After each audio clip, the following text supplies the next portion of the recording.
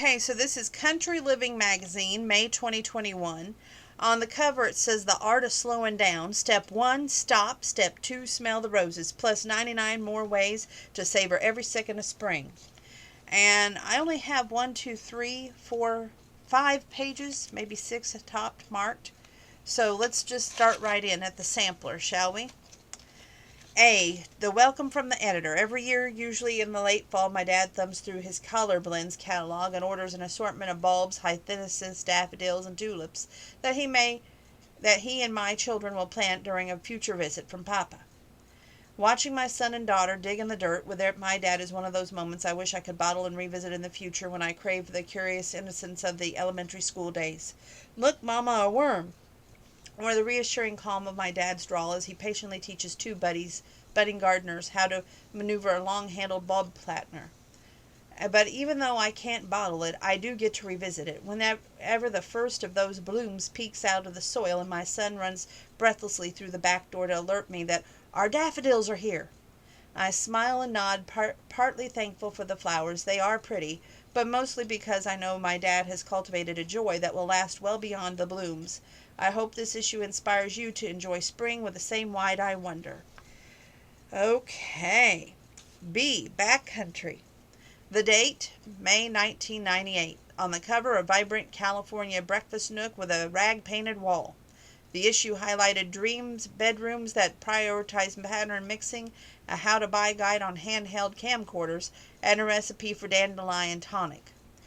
The Country Club. Love perks, discounts, and behind-the-scenes scoops? Join our new community of CL readers. Go to countryliving.com/join for details. D. Did you know that according to the Pew Research Center, more phone calls are made on Mother's Day than any other day of the year? Hint, hint. E. Etsy vendor. Nebraska-based Lemon Art Crafts offers a wide range of floral and plant-themed embroidery kits including daisies, lavender, succulents, and more from the lemoncrafter.etsy.com. Okay, next page. Okay, where did we leave off? That's how far I was really paying attention. So we're going with F. Okay, the field guide. Here's where to find some of your favorite columns. See how to spring blooms inspired a pretty porch on page 11. Pursue trending toily finds on page 15. Tour an updated kitchen on page 18. Learn a little bit about backyard beekeeping on page 20. Dress up for spring brunch on page 27. Find a dozen ideas for crafting with canes on page 28. Meet a colored obsessed collector on page 32. Learn the value of readers' antiques on page 34.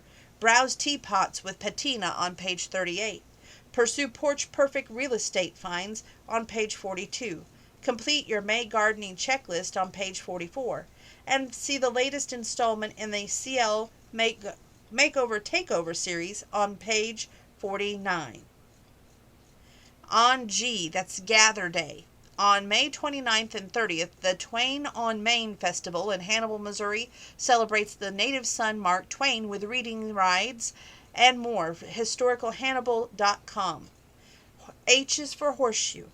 Find the one hidden in this issue and enter a chance to win a Build-A-Bride wedding dress for designer Heidi Eleonora and a Buildabride.com of Project Runway fame.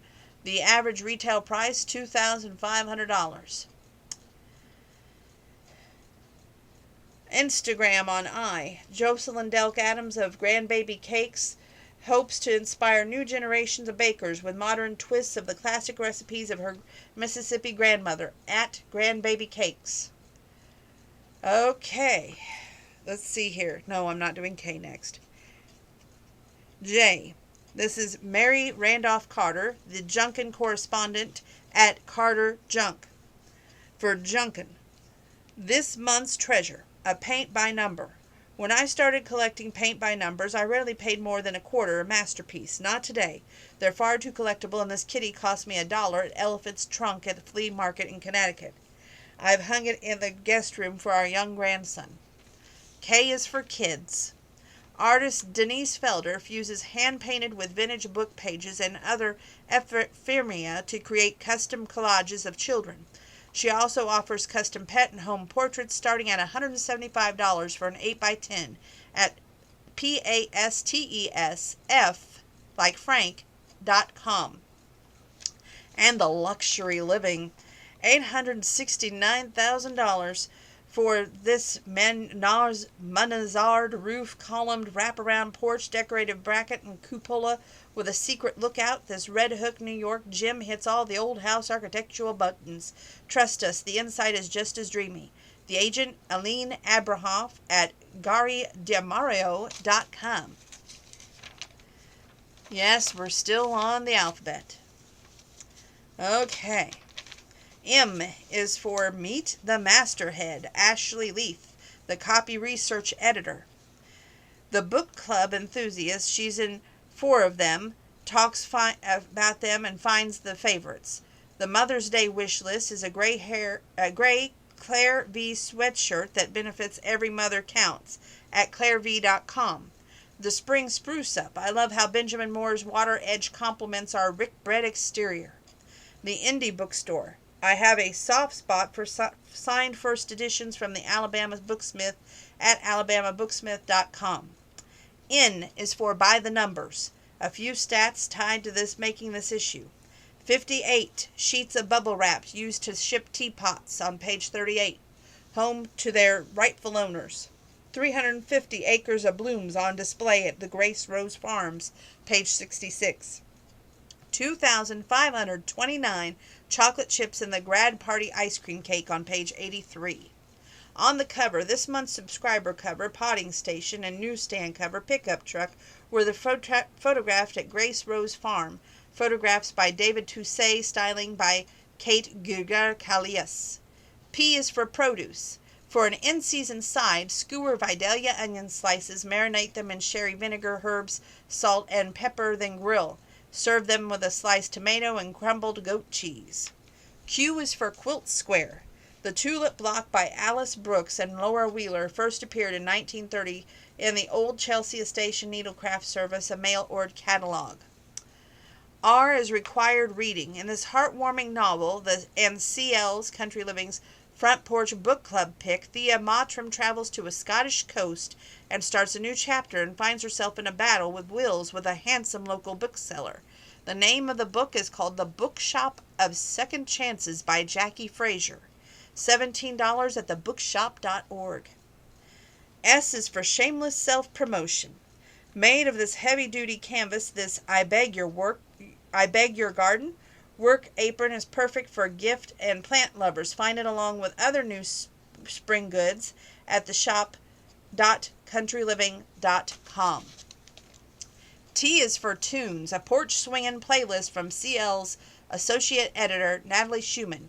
Gimme Some More by Labby Schiffy, Magnolia by Brett Eldridge, Buzzin' Fly by Boney Light Horseman, Front Porch by Joy Williams, Darlin' Be Home Soon by The Lovin' Spoonful, The Golden Hour by Casey Musgraves, I'll Follow the Sun, The Beatles, I Could Hail by Charlie Crockett, Kids Fallin' in Love by Dope Lemon, My Front Porch Looking In, Lone Star.